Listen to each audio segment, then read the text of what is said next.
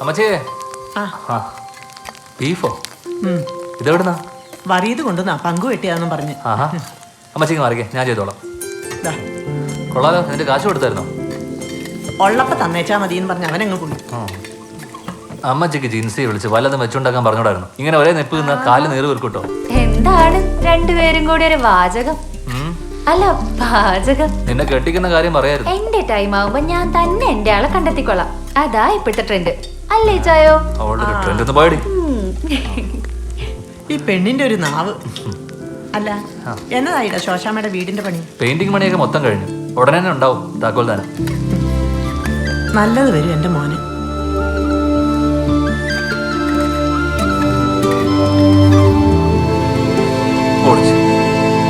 വിശക്കുന്നവന് ആഹാരം വേണം, വീടില്ലാത്തവന് വീട് വേണം.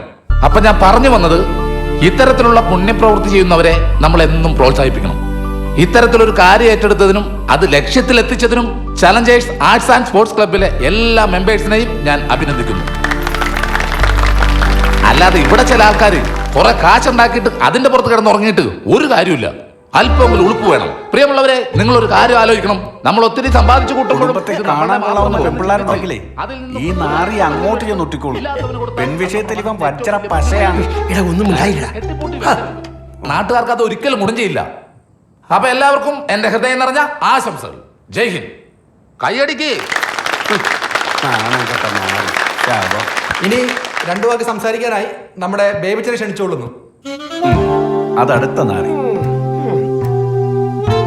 പ്രിയപ്പെട്ടവരെ നമസ്കാരം. എന്നാത്തിനാ ഇവിടെ ഒരു പഞ്ചായത്തും ഒരു പഞ്ചായത്ത് പ്രസിഡന്റും? എനിക്കറിയാൻ മേല. യവൻ മറ്റുള്ളവരെ പോലല്ല, അന്തസ്സുള്ള ചട്ടയാ. ഒരു പാവം വിധവയ്ക്കും അതിന്റെ കുഞ്ഞുങ്ങൾക്കും കയറി കിടക്കാൻ ഒരു വീടുണ്ടാക്കി കൊടുക്കാൻ ഇവന്മാർക്കാവില്ലേ? ഏതായാലും ഈ ഒരു സംരംഭത്തിന് മുൻകൈയെടുത്ത, അതിനുവേണ്ടി പ്രവർത്തിച്ച എല്ലാ ഈ നാട്ടിൽ ചെറുപ്പക്കാർക്കും എന്റെ അഭിവാദ്യങ്ങൾ, അഭിനന്ദനങ്ങൾ.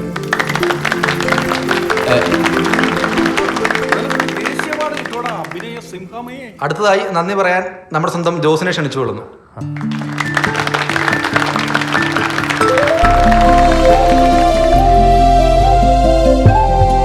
സത്യം പറഞ്ഞ ഈ കൈയടി എനിക്കല്ല വേണ്ടത്. അത് ഈ പദ്ധതി വിജയിപ്പിക്കാൻ സഹകരിച്ച എല്ലാവർക്കുമാണ് നിങ്ങൾ കൊടുക്കേണ്ടത്. നമുക്ക് എല്ലാവർക്കും അറിയാം, ജന്മം കൊണ്ട് ബേബിച്ചായൻ നമ്മുടെ നാട്ടുകാരൻ തന്നെയാണ്. ഇപ്പൊ ആനപ്പാറയിലാണ് താമസമെങ്കിലും നമ്മുടെ എല്ലാ ആവശ്യങ്ങൾക്കും ബേബിച്ചായൻ നമ്മുടെ കൂടെ നിന്നിട്ടുണ്ട്. ഇങ്ങനെ ഒരു ആവശ്യമായി ഞങ്ങൾ അപ്പൊ ഈ നാട്ടിൽ നല്ലവരാരും ഇല്ലേ? ഉണ്ടല്ലോ, ഞാനുണ്ടല്ലോ. കള്ളവും ഇല്ല, ചതിയുമില്ല, എള്ളോളമില്ല, പൊളിവില്ല. അത് മഹാബലി അല്ലേടാ? ഞാനാണ് ഇവിടുത്തെ മഹാബലി, സത്യസന്ധൻ. അതാണ് നീ നന്നാവാത്തത്. ഞാൻ നന്നാകാത്ത എനിക്ക് വരേണ്ട അസുഖമുണ്ട്. നമുക്ക് നമ്മുടെ നാട് സ്വർഗം തന്നെയാണ്. ഈ മണ്ണിൽ ആരുടെയും കണ്ണീര് വീഴാതെ കാത്തുപിടിക്കേണ്ടത് നമ്മുടെ കടമയാണ്. നമ്മുടെ പുറകെ വരുന്ന തലമുറയ്ക്കും അത് പകർന്നു കൊടുക്കാൻ നമുക്ക് കഴിയണം. ഈ പരിപാടി വൻ വിജയമാക്കി തീർത്ത എല്ലാ Neyyassery നിവാസികൾക്കും Challengers arts and sports ക്ലബിന്റെ ഒരു 100,000 നന്ദി.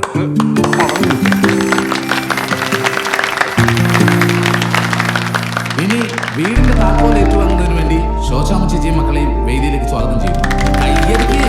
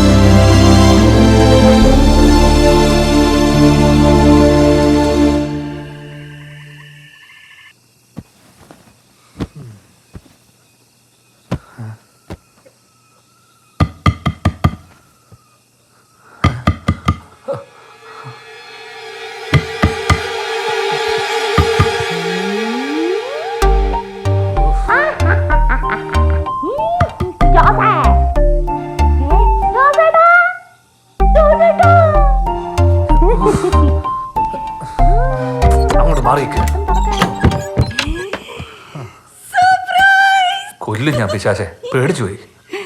പേടിച്ചു പോയോ? നിന്നെ പകല് വെട്ടത്ത് കണ്ടാൽ തന്നെ പേടിക്കും. പിന്നെ രാത്രി കൊച്ചിന് നേരെ ഇങ്ങോട്ട് ചാടിയോ? കട്ടപ്പനയിൽ ഇറങ്ങി ഒരോട്ട പിടിച്ച് നേരെ അങ്ങ് പോന്നു. നീ പിന്നെ വിളിച്ച ഫോൺ എടുക്കത്തില്ലല്ലോ. അപ്പൊ എന്റെ കുടുംബത്തേക്ക് പോകുന്നതിന് മുന്നേ നിന്നെ ഒന്ന് കൊണ്ടുവച്ച് പോവാന്ന് വിചാരിച്ചു. എന്റെ ചെന്തിരി. നിന്നെ ഞാനേ അകത്തേക്ക് വരട്ടെ. ഒന്ന് കയറി വന്നാലോ നാലേക്കാ. തുറക്ക് പ്ലീസ്. വേണ്ട, ഒന്ന് കുടുംബത്ത് പോടി. ഞാൻ ഒറ്റയ്ക്കോ? നീയേ ചാടിക്കിടന്ന ആ മതിലില്ലേ, അത് അവിടെ തന്നെ ഉണ്ട്. തിരിച്ച് ചാടിക്കോ. അയ്യോ അങ്ങനെ പറയല്ലേ. ഞാൻ വന്നോണ്ട് തിരിച്ചു പോയി. എന്നെ ഒന്ന് വീട്ടിൽ കൊണ്ടാക്കും. എടീ, കുത്തിപ്പിടിച്ചങ്ങ് നടന്നോ. എനിക്ക് കാലത്ത് കട്ടപ്പനക്ക് പോകാനുള്ളതോ. അയ്യോ എന്റെ കുഞ്ഞോനെ പ്ലീസ് അങ്ങനെ പറയൂല്ലോ കുഞ്ഞോനെ. പ്ലീസ് കുഞ്ഞോനെ. ഇല്ല ഞാൻ കയറി വരും. എന്നെ അറിയാലോ. ഞാൻ സാറമ്മന്റെ അടുത്ത് ജിൻസിന്റെ അടുത്ത് ജസ്റ്റ് ഒന്ന് ഹായ് പറഞ്ഞാലോ നാലിക്കാം. സാറമ്മച്ചി ഞാൻ കാലത്ത് വരാം. ഉറപ്പാണോ? ഉറപ്പ്.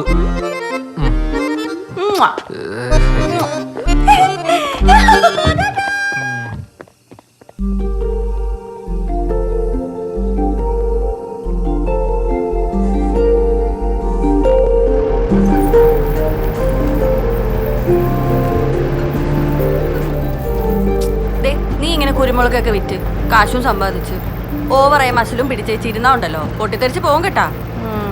എടാ എത്ര നാളായടാ നമ്മളിങ്ങനെ ഒരുമിച്ചൊരു യാത്രയൊക്കെ പോയിട്ട്. അതാ പിന്നെ ഞാൻ ചാടിക്കേറി ഇങ്ങ് പോന്നേ. ഞാനേ എന്റെ ജോലി അങ്ങ് വിട്ടാലോ എന്നിങ്ങനെ ആലോചിക്കുമായിരുന്നു. ഇവിടെ ആകുമ്പോ എനിക്ക് നിന്റെ വാലിൽ തൂങ്ങി അങ്ങ് നടക്കാലോ. അപ്പൊ നിനക്ക് ചിരിക്കാനൊക്കെ അറിയാലേ. പിന്നല്ലാതെ പരിസരം നോക്കാതെ നീ ഓരോ വട്ട് കാണിക്കുമ്പോഴായിരിക്കും ദേഷ്യം വരുന്നത്.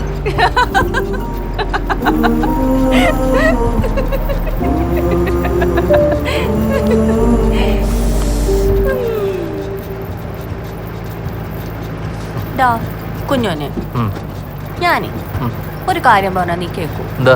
നീ പറ. എടാ കുഞ്ഞോനെ, നീ ഇങ്ങനെ നമ്മുടെ പാടത്തും പറമ്പിലും ഒക്കെ കൃഷിയൊക്കെ ചെയ്ത് വിയർത്ത് ക്ഷീണിച്ച് നിൽക്കുമ്പോ ഞാനേ ഒരു ചട്ടിയില് തലേന്നത്തെ മീൻകറിയും നല്ല മുളക് ചമ്മന്തി തൈരൊക്കെ ചേർത്ത് കഞ്ഞി എടുത്തങ്ങ് ഒരു വരവ് വരും. എന്നിട്ട് അവിടെ ഇരുന്ന് നമ്മൾ രണ്ടുപേരും കൂടെ പ്ലാവിലെ സ്പൂണിൽ കോരി കഴിച്ചേച്ച് ഏതേലും മരത്തിന്റെ താഴെ ഇരുന്ന് നല്ല തണുത്ത കാറ്റും കൊണ്ട് അങ്ങനെ കെട്ടിപ്പിടിച്ചിരിക്കണം.